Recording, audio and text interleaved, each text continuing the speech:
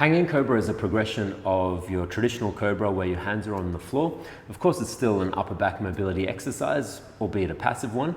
But what I like about this is now we're starting to take our hands above our head and it's becoming a little bit more skill specific to a back bridge. Yeah?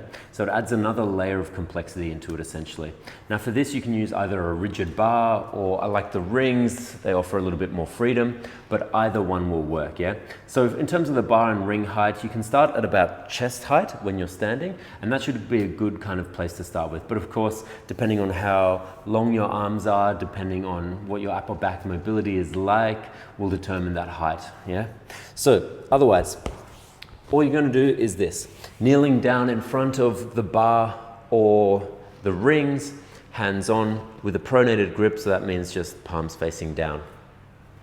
From there, you're going to walk your knees back. Again, how far you walk your knees back, you'll have to just play it by ear. You might go down once and be like, no, I'm actually too far away. And then you have to reset and readjust.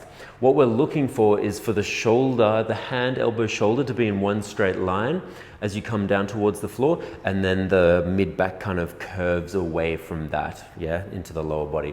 So once I've got my position out, I already know where I'm going, so I didn't need to check that. But from here, what I'm going to do is slowly lower myself into the hanging cobra using the strength of my arms, yeah? Now, to help protect the low back, I'm also going to be squeezing my glutes a little bit, and I'm going to adjust that as needed, so to make sure that I'm not just cranking through my lumbar spine.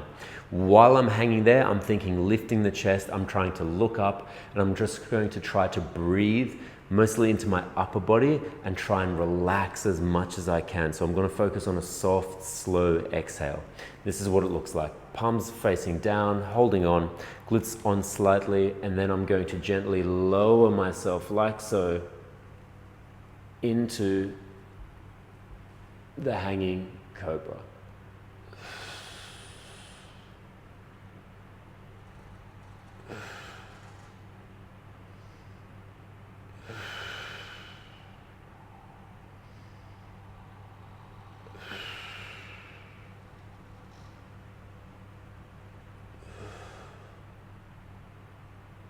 To come out, simply reverse it, pull yourself up and shift the weight back.